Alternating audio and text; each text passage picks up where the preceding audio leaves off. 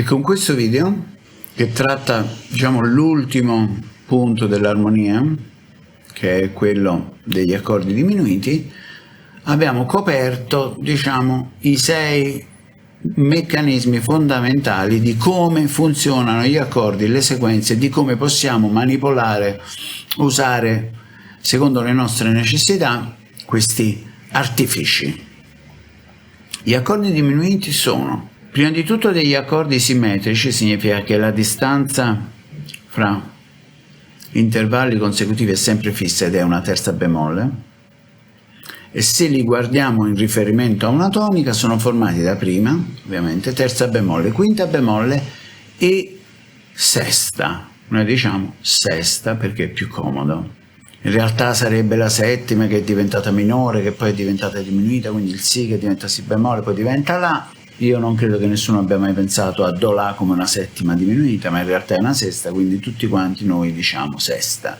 Prima, terza bemolle, quinta bemolle e sesta. E vediamo che è possibile rivoltarlo, perché se noi facciamo il calcolo da Do, viene terza bemolle, quinta bemolle, sesta e tonica di nuovo. Se partiamo da un'altra nota dell'accordo, in realtà è uguale. Quindi queste 4 note di Do diminuito valgono poi per tutte le altre note, che possono diventare a loro volta toniche di un accordo diminuito. Quindi Mi bemolle, poi la terza bemolle di Mi bemolle che è Sol bemolle, poi la quinta bemolle di Mi bemolle che è La, poi la sesta che è Do e poi di nuovo la tonica. Quindi le 4 note di un accordo diminuito in realtà ne compongono 4. Do diminuito, Mi bemolle diminuito, Sol bemolle diminuito o Fa diesis diminuito, come preferite, e La diminuito, eccetera. Quindi in realtà, se uno vale per 4, sono 12, sostanzialmente ci sono 3 accordi diminuiti che poi puoi rivoltare. Detto questo, giusto per chiarire un po' la costruzione dell'accordo, andiamo alla sua funzione armonica. Gli accordi diminuiti si definiscono dominanti improprie, che possono risolvere un semitono sopra o un semitono sotto. Ok? Ovviamente questa è una categorizzazione molto larga, poi a volte su dei gradi funziona meglio il salire, meglio il scendere, a volte non si può fare, però come categoria generale quello che hanno i diminuiti è che funzionano come delle dominanti, cioè spingono verso una soluzione. Immaginate un pezzo che finisca così, non applaudirà mai nessuno perché è un accordo super sospensivo, però dove va? Non funzionano come le dominanti, non sono accordi dominanti, quindi si definiscono dominanti improprie, che possono risolvere un semitono sopra o un semitono sotto, cioè Si diminuito può andare a Do o a Si bemolle, eccetera eccetera.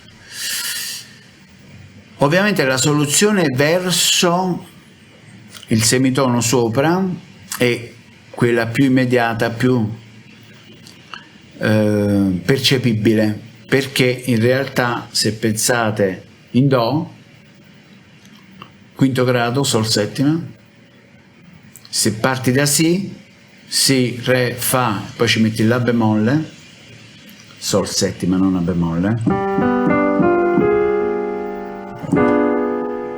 in realtà un diminuito è un accordo di settima di dominante preso dalla terza con la nona bemolle.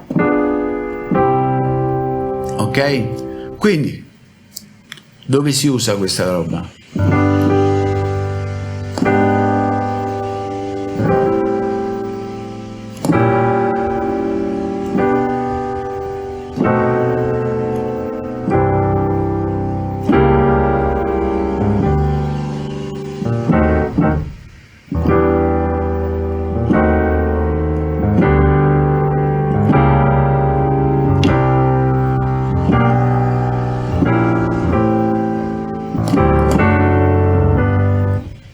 In queste robe qua, cioè nelle situazioni più blues, più gospel, gli accordi diminuiti hanno una grande utilità.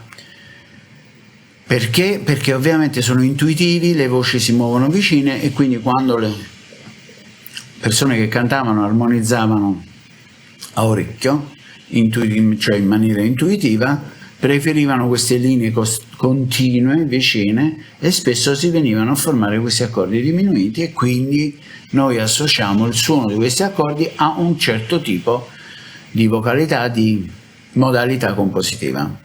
Questo è quanto. Nel prossimo video vedremo come poi mettere insieme tutte queste cose di cui abbiamo parlato in un processo di analisi armonica, che è quello che poi ci permette di trasformare le strutture in gradi, quindi memorizzarle, quindi impararle, trasportarle in altre tonalità e modificarle a seconda delle nostre necessità. Al prossimo video, buon lavoro!